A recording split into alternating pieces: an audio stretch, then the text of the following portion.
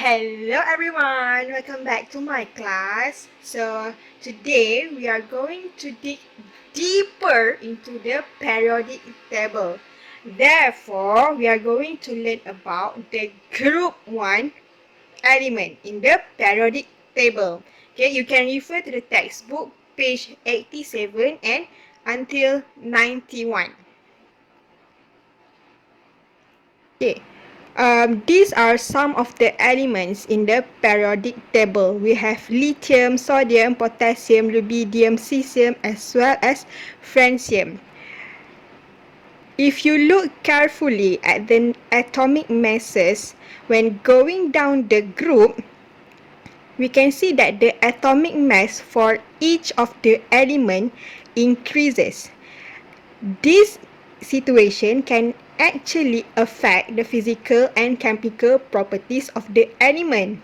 But how? Apa yang membuatkan atomic mass ni boleh memberi kesan terhadap chemical dan physical properties. So that is what we are going to learn in this video.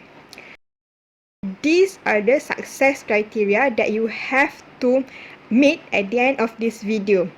First, you should be able to generalize the changes in physical properties of element when going down group 1, and then you also should be able to generalize the changes in the reactivity of elements when going down group 1, and last but not least, you should be able to reason out the physical and chemical properties of the other elements in group 1. First, we are going to look at the physical properties. When we talk about physical properties, most of the time we will discuss in terms of density, melting point, boiling point and the condition of the elements. Condition ni maksudnya dari segi dia punya texture, dia punya warna. Okay, these are the 4 elements that we will discuss in terms of the physical properties. Going down the group, melting and boiling point will decrease. Apa yang menyebabkan melting point dengan boiling point menurun when it goes down the group? This actually happen because when going down the group, the size of the atoms become bigger. As you can see, lithium is much smaller as compared to potassium. This is because potassium has higher number of electron if we compare with lithium.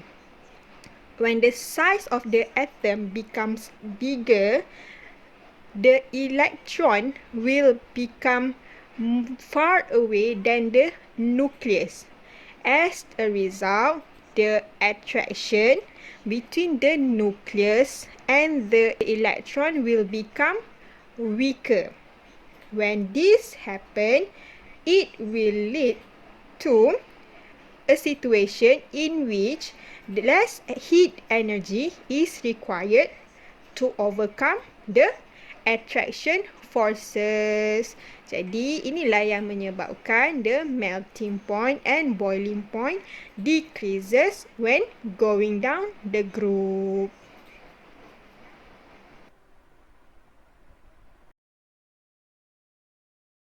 Now let's talk about the density and the softness of the element in group 1.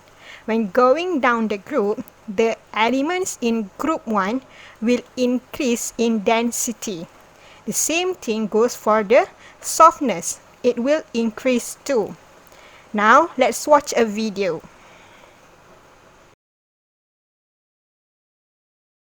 Kita nak potong elements in group 1. Okay, this is lithium. So, nampak tak? Senang je nak potong je. And lepas tu kita boleh observe shiny surface of the lithium. Tapi lithium ni keras sikit as compared to sodium. Kalau sodium, dia lagi lembut sebab dia duduk dekat lagi bawah dalam periodic table. So, lagi senang untuk kita cut.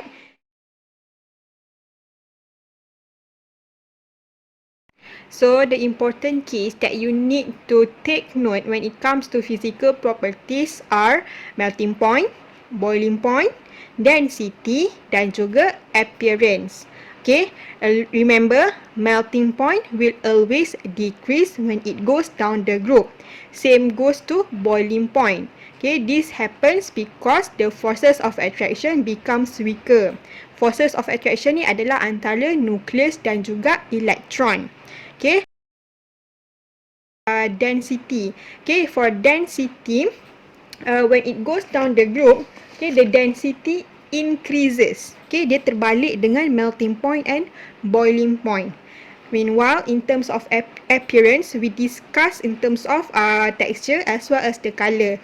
Texture, remember the lithium, sodium punya contoh, it is easy for us to cut them. Okay, going down the group, makin lembut. Jadi, makin senang untuk kita potong dia. Okay, besides that, the colour. Colour, we can observe the shiny silver colour.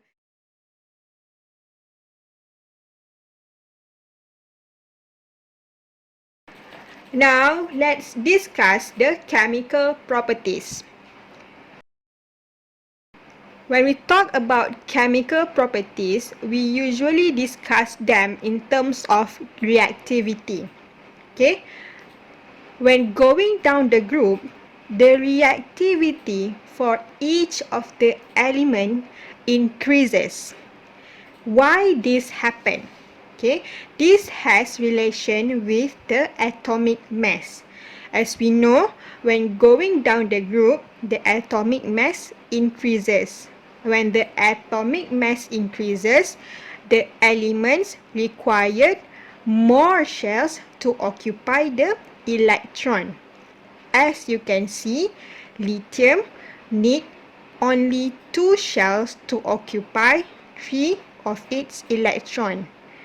But sodium requires 3 shells to occupy the electrons. Okay? So when we have more shells to occupy all of the electrons, this will increase the size of the atom. Maksudnya, lagi banyak elektron, lagi banyak shell. Bila lagi banyak shell yang diperlukan, makin besarlah size of the atom.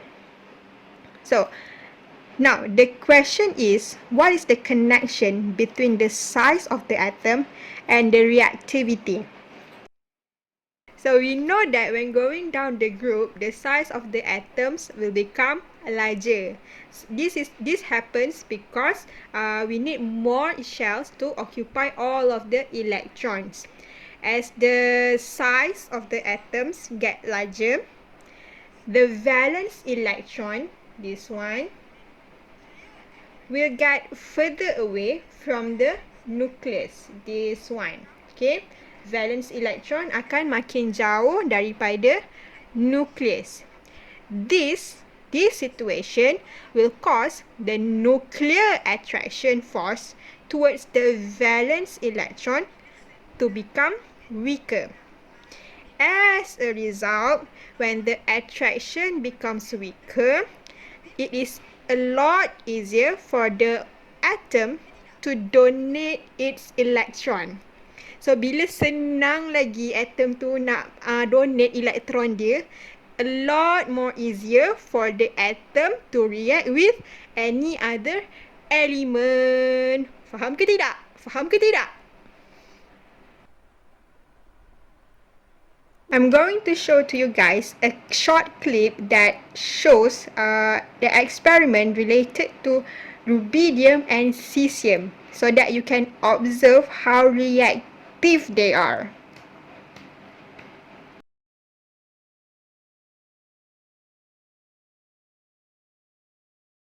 Among all of the elements in group 1, rubidium and cesium are very reactive because they are located at the very lowest of the group 1 in the periodic table.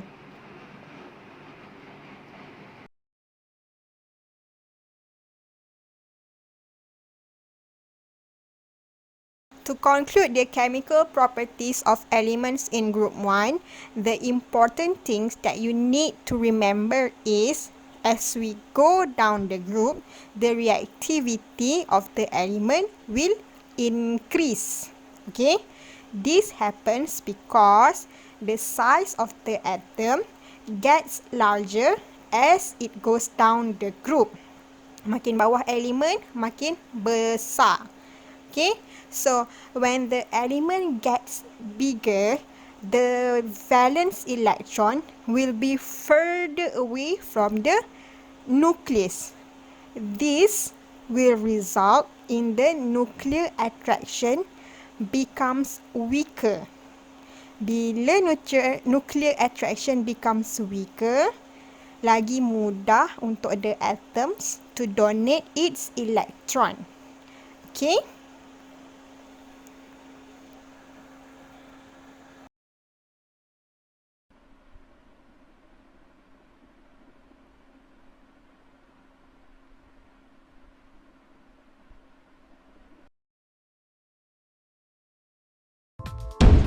Heat does nasty things to lithium-ion batteries, and we're not talking thermonuclear level heat here. We're talking about when you forgot your phone in a hot car or left it in the sun at the beach. As your phone battery gets warm, the heat speeds up the chemical reactions that cause the battery to go kaput. These reactions break down the electrolyte and form products on the anode. This blocks lithium ions from nestling into the graphite. Fewer sites means less capacity, and you'll have to charge your phone more often. Even worse, heat can start a thermal runaway. Once the cobalt oxide gets hot enough, it starts a cycle of reactions that throw out more and more heat. All of this heat starts to boil the liquids in your phone's battery, building pressure until the battery explodes. Lithium-ion batteries don't need to be fully discharged before recharging, unlike nickel batteries. Nickel batteries suffer from the memory effect, meaning that unless they're at 0%, they'll forget part of the capacity when recharged. But lithium ions never forget, and they loathe a full discharge. When you drained your phone to 0, your phone lost more capacity, so your charges won't last as long. So make sure your phone battery doesn't die. If it's on the verge of death, just turn it off. You can tweet us thanks later. Okay, so we really weren't kidding about lithium ions hating it when you let your phone die. If you're leaving a fully discharged battery alone for a while, it could get unstable, like the thermal runaway and possibly blow up kind of unstable. Fortunately for us, modern batteries trip a self-destruct circuit before destabilizing. Unfortunately for us though, self-destructive batteries will never work again. So if you're going on vacation to a foreign country where you won't be using your phone, make sure the battery charge is around 50% before turning it off. And if you're letting it sit for a longer period of time, turn it on about every 6 months to make sure it's charged to 50%. This way you avoid both self-destruction and